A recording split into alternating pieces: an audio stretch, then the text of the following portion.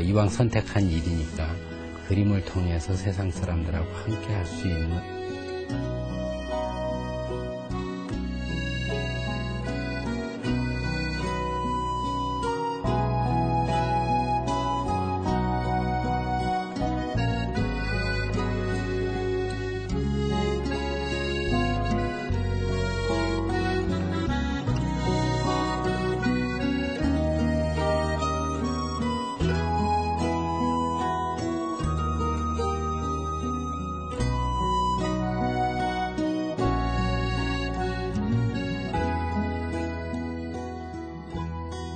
농경문화에 관한 그 몸으로 얻는 이해가 없이 민족미술이니 뭐 이런 민족미학 얘기를 하는 것이 좀 답답하다는 느낌이 있어서 농사 짓고 하는 현장에서 좀 살아보자 그런 생각도 있었고 당시에는 또 그 문화운동에 관한 관심이 워낙 많았던 때니까 문화운동이 불모인 지역으로 내려가서 거기서 문화운동에 씨를 좀 뿌려보겠다 그런 계산도 나름대로는 있었고 그래서 시골 생활 시작하게 됐죠.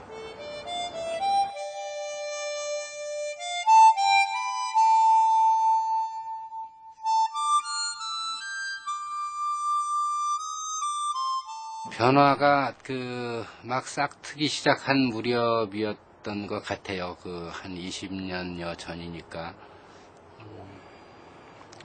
여기 내려온 것이 그 변화의 가속을 더했다고 할까 아마 그런 셈이었을 거예요.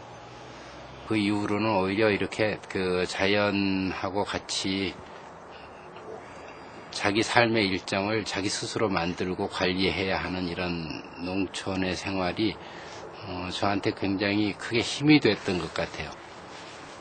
그리고 생명들이 조용한 듯이 보여도 그건 나름대로 뿌리 내린 자리에서의 분투 같은 것도 있고 또 생명의 경이로움 같은 것도 있고 그렇거든요.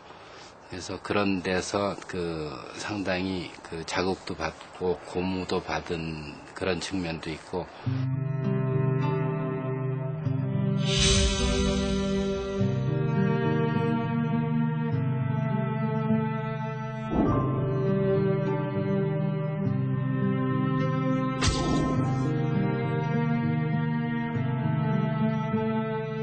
변화는 이미 사실 시작도 있었던 것이었어요. 근데 그 이전의 작품들에 관해서 내가 혼자서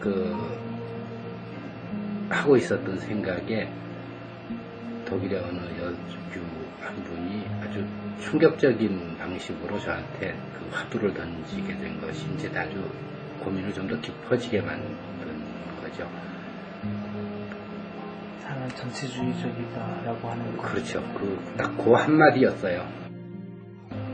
그리고 내가 그냥 한 3개월 가볍게 돌아다녀 본 유럽 사회가 우리 사회를 말하자면 앞서 살고 있는 셈이기도 했을 텐데 그걸 보면서 조금씩이지만 자본이라고 하는 것이 혹은 시장이라고 하는 것이 인간을 이렇게 집단적으로 비인간화하는 어떤 힘이로구나 그런 생각도 상당히 많이 했고 우리 사회도 결국은 그렇게 흘러갈 거라는 생각을 하게 되더라고요. 저절로.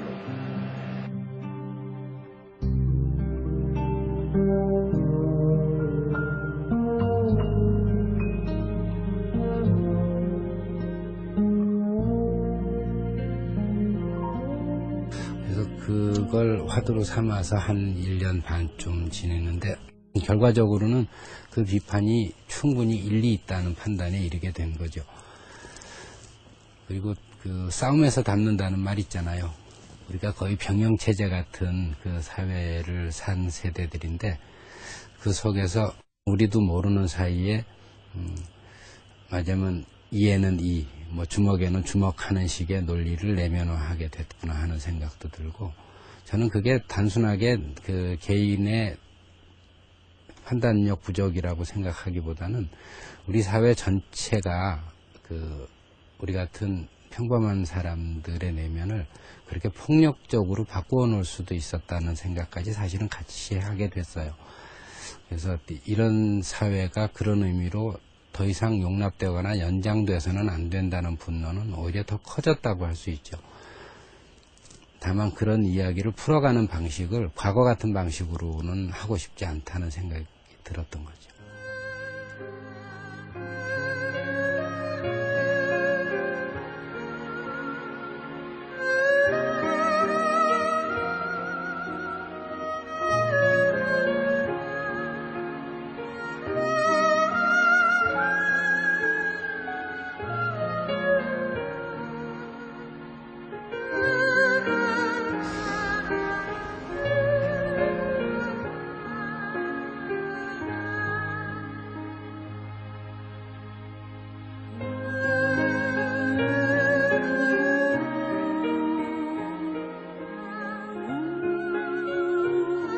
가난한 사람 혹은 힘없는 존재, 작은 것들, 우리 눈에 쉽게 보이지 않는 것, 숨겨진 듯이 보이는 것, 뭐 이런 것에 그 관심을 많이 가지고 거기 눈길을 한 번 더 주자는 이야기를 많이 하는 셈인데, 세상의 모든 소외된 것들에 관한 관심이거든요.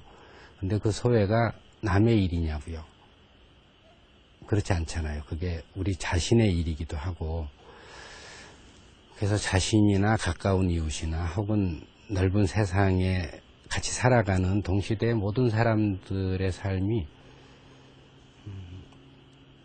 내 삶, 남의 삶을 가릴 것 없이 연민의 눈으로 살펴봐야 할 어떤 의미로는 좀 불쌍한 존재들이 되어 있다, 그런 생각이 들고, 그렇게 우리를 불쌍한 존재로 만들어 놓고 있는 힘이 도대체 어떤 것인가에 관해서 좀 눈을 부릅뜨고 봐야 할 필요도 있고, 그렇게 해서 그 사회를 살피는 눈이 한 개인의 눈이 되기보다는 우리 사회 전체의 눈이 되도록 애써야 한다고 생각이 들거든요. 저는 제 그림이 좀 더 대중적이 돼야 한다고 생각했는데, 그게 80년대 후반의 반성의 핵심 중에 하나거든요.